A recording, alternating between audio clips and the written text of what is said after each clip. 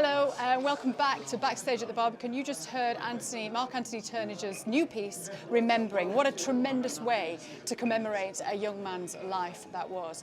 Now, Sir Simon Rattle takes up his post as music director with the orchestra in September, and he's been very busy in the last couple of weeks, rehearsing and performing Ligeti's Grand Macabre last week to great acclaim, and getting ready for this concert, and doing quite a bit of press in the meantime to promote the new season, which starts in September. But we managed to get a few words with him as well, and here he is talking about the two pieces that you're hearing tonight. Mark, I've known, it feels like it's forever. I first heard of him, of course, from Oliver Nusson, who mentored him as he's mentored just countless composers everywhere.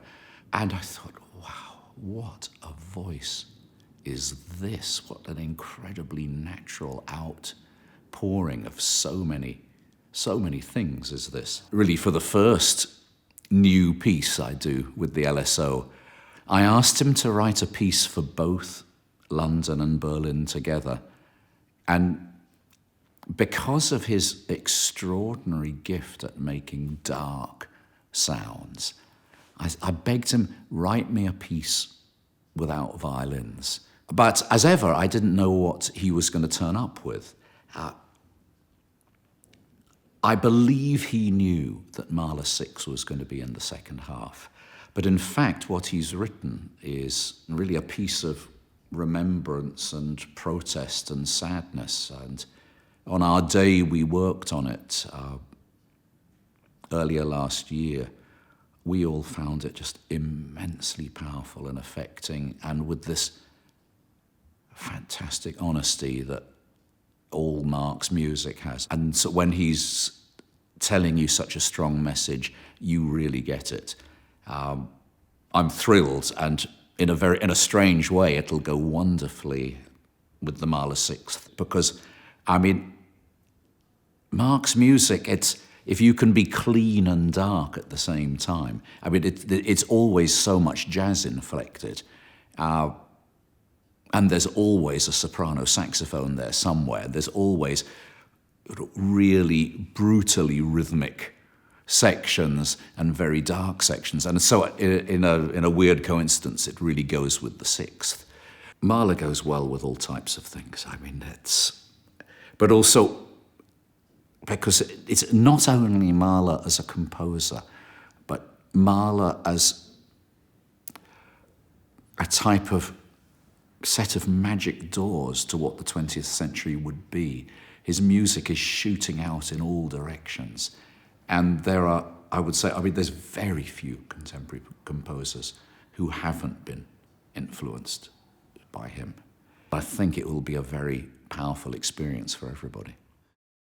So let's turn our attention to Mahler's epic 6th Symphony. He wrote this in 1903 at a time when his life was going really well. He was married to his beloved Alma, he had a new baby daughter and another baby on the way, and his job was going really well at the Vienna State Opera. So it's surprising that he would write a piece that is so dark and tragic. This piece is in 4 movements with the classic shape we'd come to expect. The first movement starts with a very military theme that you'll hear throughout the rest of the symphony. And then there's a theme that's called the Alma theme, which is a theme of great yearning and love. There's a lot of controversy about the middle 2 movements and the order that they come in. Originally, Mahler wrote his scherzo before his slower andante, but then in rehearsal switched them the other way around. And since then, for 100 years, conductors debate which way round to play them. Tonight, Sir Simon will be going with what he believes is Mahler's true intentions. So we start with the gentle andante, which features some beautiful solos, and then the scherzo, which is rather similar to the scherzo we've already heard. It's frenzied and it's frenetic, and it has bars of constantly changing meter. The last movement features those 3 long debated hammer blows, and tonight we'll be hearing just 2 hammer blows. Mahler said that they were fate and something terrible happening to the creator. Little did he know that within 2 years, 3 terrible things were to happen to him. First of all, he lost his beloved daughter, then he lost his job at Vienna State Opera, and then he contracted the illness that he knew would one day kill him. So, feeling a bit spooked by all of that, he took out the 3rd hammer blow, leaving instead a gap. After that, it's the horns and the trombones that bring the piece to a gentle close. And that brings us to our next two interviewees. I'm joined by two of the LSO's horn section. This is Jonathan Lipton, who's the longest serving fourth horn in the history of the orchestra. And this is Angela Barnes, who's the second horn and holds the distinction of being the first female member of the brass section. So Mahler, does he write well for horns? Mahler's writing for all 8 horns in this piece is extraordinary. The 1, 3, 5, and 7 horns, the high parts, just take control of all the beautiful melodies. The 2, 4, 6, and 8 give the sonority to the section. It really is extraordinary horn writing. Having 8 of us, actually, you can divide the section into more than just high and low. Quite often, we're in 3 separate groups, so you'll have a high, middle, and a low.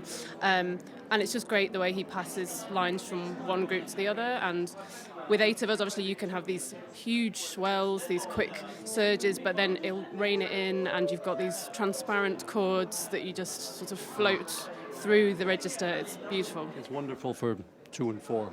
So normally you are the lower range. And how do you pick when you've got 8? What do you do? Do you stay on 2 and 4? We always stay on 2 and 4, and then any extras that we're lucky enough to get in, we allocate them to their strengths. Nice. This is one of my favourite second horn parts. It's in my top 3. Really? I adore it, yeah. One of my top 3 to listen to her play it as well. It's really great. So do you have any exposed moments, any solos or anything scary? What I love about this piece actually is that there's loads to do in it and nothing is super stressful. It's just fun, it's great writing. You get your sort of the highlight moments, you get your section sort of solid, big, fat stuff to play, and it's just all the way through. I mean, it's a huge blow. You've got to pace yourself. Simon really showed a great awareness actually by not rehearsing the last movement this morning. We did our dress rehearsal of that yesterday because it's such a long movement, so tiring, especially for the brass. So it's great that we're slightly fresher tonight than we may have been had we done that this morning. I've got something of a cadenza in the last movement. Yeah. A fourth horn cadenza, like Beethoven 9? Similar, yep, shorter. Okay, so where are we listening out for that? Yeah, you'll see. Yeah. Okay. It's in the last movement. Okay, so watch out for that. And there's some beautiful solos for your principal to play. Tim Jones is the poet today. In the slow movement, the first horn writing is extraordinary, and he plays it. Okay, I have one more question. Yeah, he's got the scary stuff. He takes the heat. He's not doing this interview. No, he's somewhere else. So one quick question. In the last movement, you do bells up. And now, how do we know to do this? Does Mahler tell us Mahler to do this? Schaltrichter auf. And sometimes we do it, and sometimes we don't do it, depending on the context. We're not honouring all of them. Occasionally one appears in the middle of a long line of bells down, and it's just impractical. You're going to bash your teeth out. You're going to miss the notes. It's going to be very visible, but wrong for the wrong reasons, audible for the wrong reasons. But most of it, bells up appears throughout the wind and brass actually, but I suppose visually the horns are the most sort of noticeable. Yeah, and do you practice? Do you discuss the angle, or you just... Yes, we've had many chats about the angle. Because they always do look completely in line. The issue is who is sitting to your right.